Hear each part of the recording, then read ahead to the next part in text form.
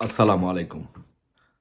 আসলে রাজনীতি এমন একটা জিনিস যে ক্ষমতার জন্য মানুষ ধর্ম, সুদের ব্যবসার সাথে মিলে যায়।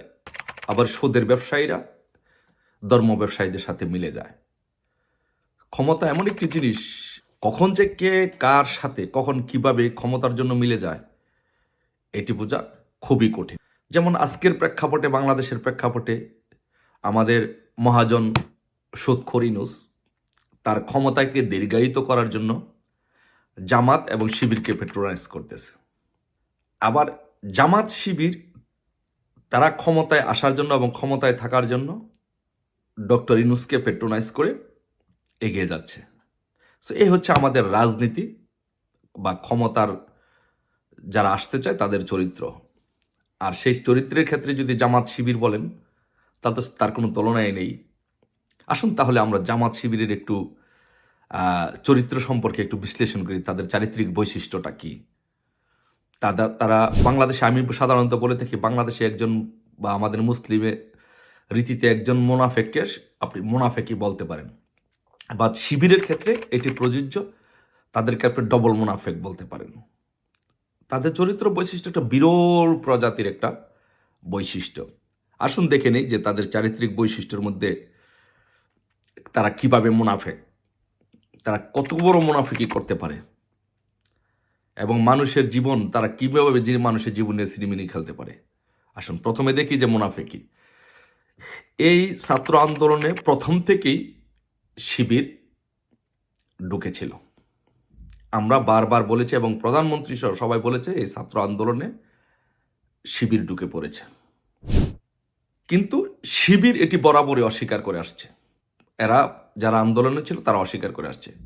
কিন্তু পরবর্তীতে যখন সরকার পতন হয়, তখন সরকার পতনের পরে এই শিবির তাদের কমিটি ঘোষণা করলো। প্রথমে শিবিরের সভাপতি সাধারণ সম্পাদক ঘোষণা করলো যে তারা শিবিরের সভাপতি সাধারণ সম্পাদক। কিন্তু এরা প্রধান সমন্বয়কারী হিসেবে, মেইন সমন্বয়কারী হিসেবে এই আন্দোলনে ভূমিকা রেখেছে। কিন্তু প্রথমে কিন্তু তারা বলে যে তারা কোনো রাজনৈতিক দলের সদস্য না।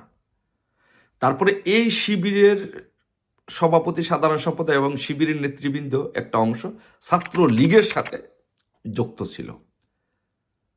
তার মানে তারা কত বড় মুনাফিকি করেছে দেখেন।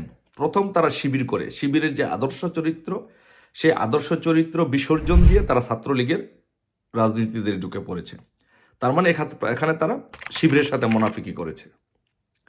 তারপরে আবার ছাত্রলীগের রাজনীতিতে ঢুকে তারপরে ছাত্রলীগের আদর্শ এবং নৈতিকতাকে বিসর্জন দিয়ে তারপরে আবার কোঠা বিরোধী আন্দোলনে, বৈষম্য বিরোধী আন্দোলনে সমন্বয়ক হিসেবে দায়িত্ব পালন করে। তার মানে আবার ছাত্রলীগের সাথে মুনাফিকি করেছে। তারপরে আবার এই বৈষম্য বিরোধী আন্দোলন থেকে আবার তারা তাদের অবস্থানে ফিরে গেছে। তার মানে এই যে একটা মুনাফিকি চরিত্র, এই মুনাফিকি চরিত্র এটা শিবিরের আজকের নতুন কিছু না। আমরা যারা আলোচনা করি, আমরা দেখেছি 71 সালে আমরা দেখেছি যে এই শিবির বাংলাদেশে থেকে বাঙালি হয়ে তারা বাংলাদেশিদের সাথে মুনাফিকি করে পাকিস্তানিদেরকে সহযোগিতা করে আবার আমাদের এই দেশের মানুষের মা বোনদের ইজ্জত নষ্ট করেছে এবং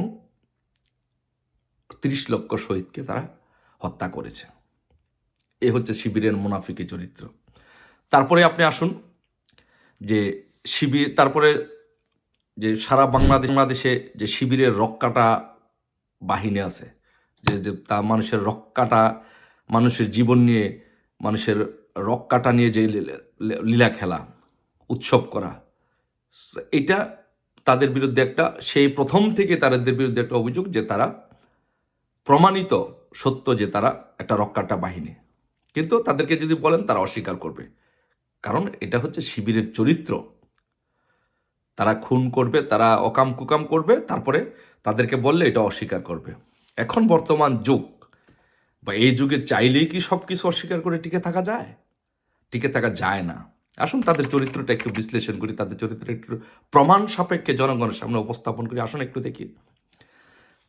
আসুন যে দেখি যে কোন কোন পত্রিকায় কোথায় কিভাবে তাদেরকে তাদের এই চরিত্রগুলো উন্মোচন করে দিয়েছে। আসুন একটু দেখি।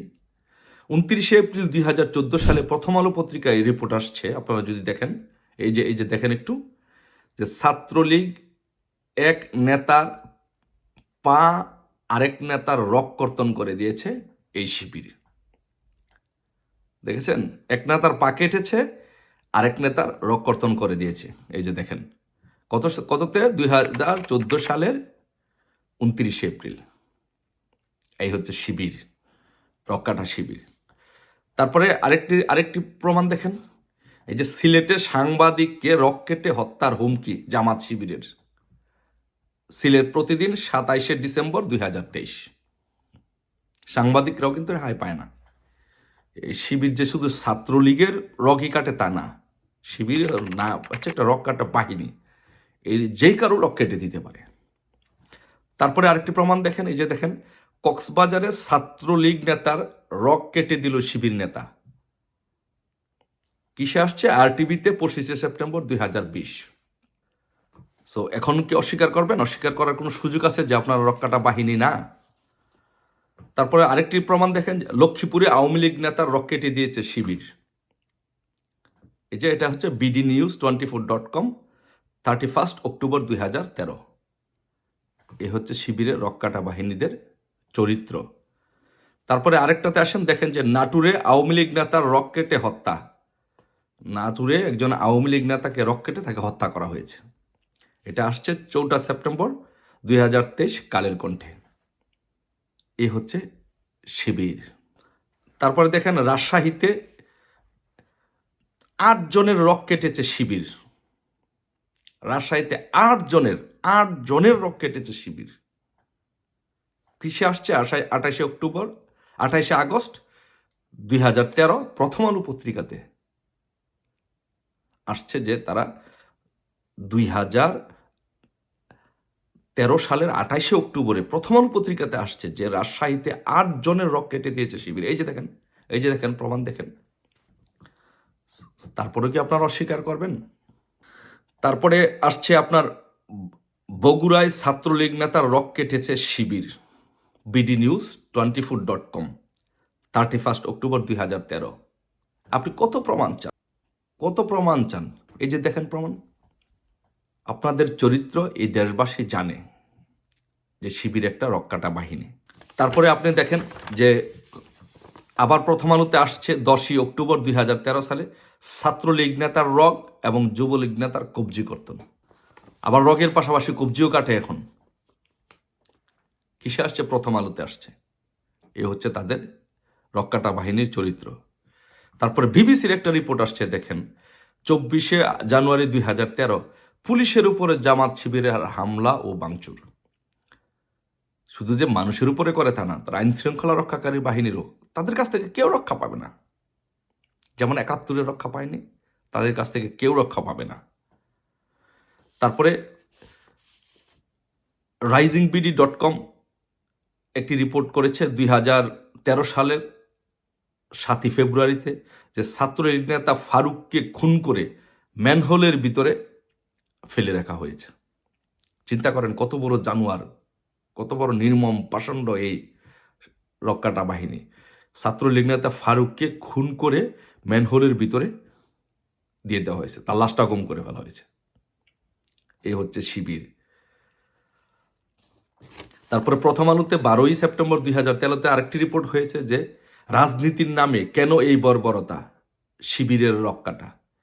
এই যে শিবিরের রক্কাটা নিয়ে সবাই কনসার্ন। প্রথম আলো পত্রিকা কনসার্ন, আমরা কনসার্ন, এদেশের জনগণ কনসার্ন। তারপরে দেখেন আরেকটি রিপোর্ট আসছে যে সিলেটের শিবিরের হামলায় ছাত্রদল কর্মী নিহত। প্রথম আলো। তো শুধু যে আমরা যে শুধু অভিযোগ করি রাজনৈতিক দল হিসাবে তা না, এই বাংলাদেশের প্রত্যেকটি রাজনৈতিক সংগঠন, এই বাংলাদেশের জনগণ সবাই জানে যে শিবির হচ্ছে একটা মুনাফেক সংগঠন এবং শিবির হচ্ছে একটা রক্কাটা বাহিনী। সো তাই আমি প্রথমেই বলেছি যে রাজনীতিতে কখন যে কে কার সাথে মিশে যায়।